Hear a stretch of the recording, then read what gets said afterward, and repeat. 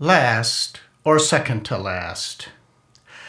Last or second to last. It was always last or second to last when it came to the class being divided into two teams for anything to do with sports. Baseball, basketball, football, or the raucous and usually rough and rowdy round of dodgeball, where the object of the game was to intentionally hit someone with a volleyball as hard and as fast as you could possibly throw it. Last or second to last, and that was always myself or Tom, the two smallest, most awkward, and least athletic of the boys, clustered into a group on one end of the gymnasium to be chosen from last or second to last. And it was no great prize to be chosen second to last, as that only meant that you were the first one to be chosen as the last member of a team. But you were still a last choice, either Tom or myself, always the last left standing. And it does have an effect on your well-being. That initial feeling of dread when you heard the gym teacher say, "Okay, let's divide up into two teams." And the dread quickly becoming humiliation as Tom and I and everyone else knew which two guys would be the last left standing on that side of the gymnasium. And it may have something to do with why I have never really cared for sports, and why I find it rather repulsive that a university allows its students to graduate with tens of thousands in tuition loan debts while they pay football coaches, professional gym teachers, millions of dollars a year and pay their professors only a fraction of that. Where are their priorities? The only game I think I ever enjoyed was baseball, because it was something I could play. I was too small for football and too short for basketball. And there is something about baseball, as it has been said, that is more like reality, more like real life. Where in life are you truly part of a team with a singular goal in mind?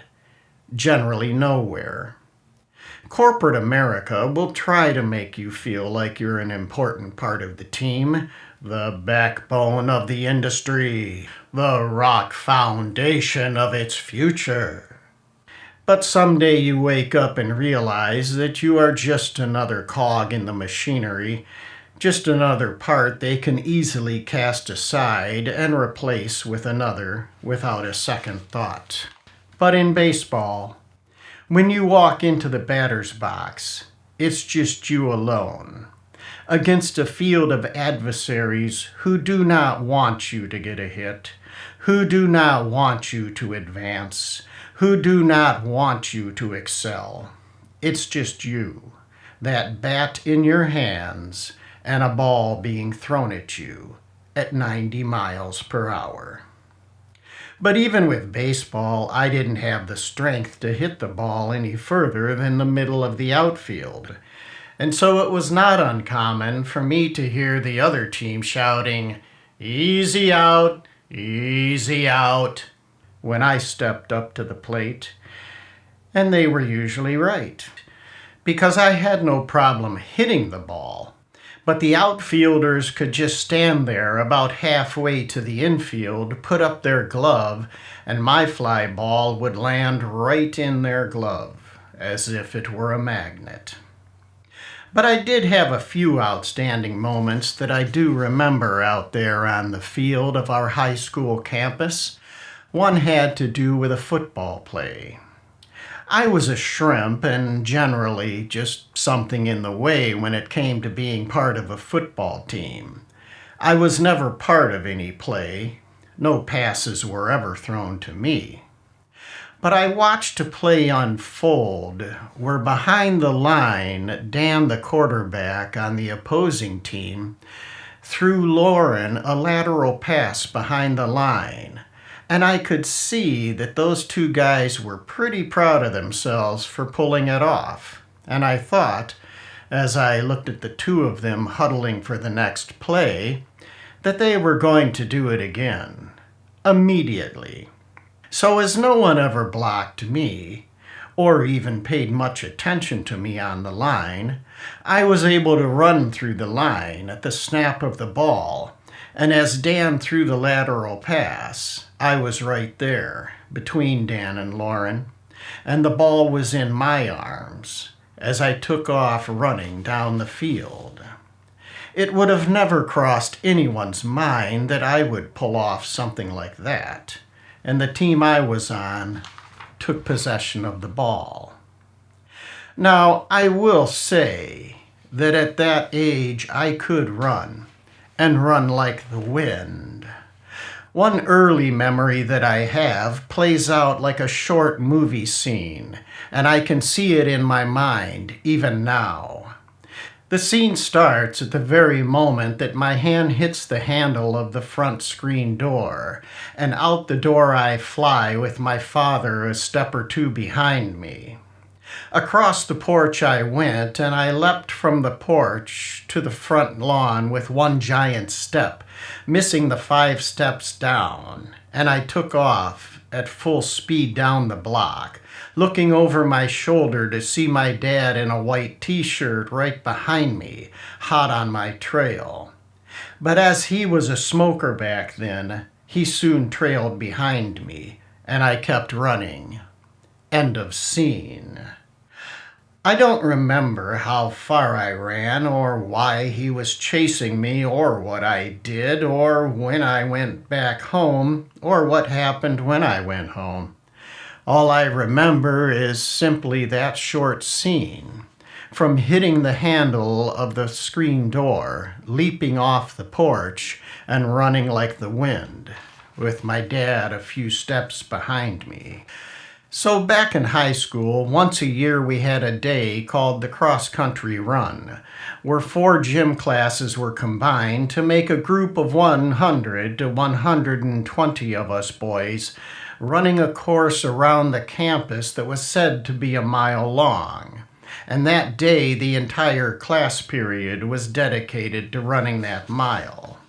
On your marks, get set, go. And off we went, for another round of humiliation for those who were somewhat overweight, who fell behind quickly and walked for most of the run. But not me.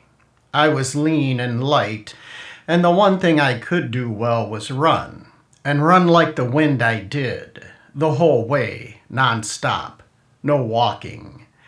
And when it came to the final stretch where you crossed the finish line and your time was marked down as you halted and started to slowly walk it off, bending over now and then and panting to catch your breath.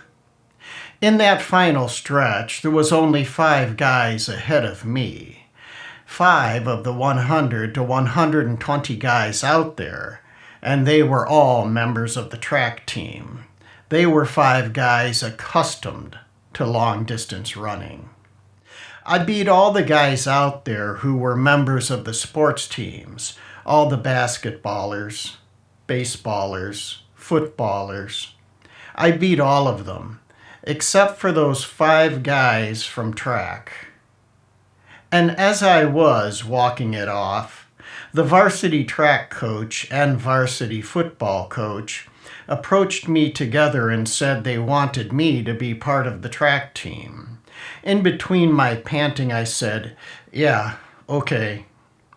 Then the football coach said, "But you'll have to cut your hair. It'll take a few seconds off your time." And I said, "Yeah? No thanks." And they walked away from me. You see, back then, around 1972, hair was a big part of youth culture, and we longhairs took offense if someone suggested that we cut our hair and conform to society's norms. We were different, and we saw ourselves as different. And in our high school society, we didn't call ourselves hippies. A hippie was something old school by then, even though we were only a few years from the late 60s and the summer of love. To us kids, hippies were already in the past, and we called ourselves freaks. And I was a freak, a proud freak. I think in some ways I'm still a freak, even if I'm bald with a white goatee now. So anyway, my point is that as a proud freak, I was not about to cut my hair, and I was skeptical about their motives in suggesting that I do, and that it would cut a few seconds off my runtime. Nah, forget it. I wasn't going to fall for that. And other than those few instances, it was always Tom and I, the last left standing, while teams were being chosen, the last left standing, with all eyes on us, hearing the chatter and snickering, Tom and I, last or second to last, dejected and selected, not by choice, but because we were the leftovers, the last you had to choose to clear the floor and get the game going. Tom and I, last or second to last.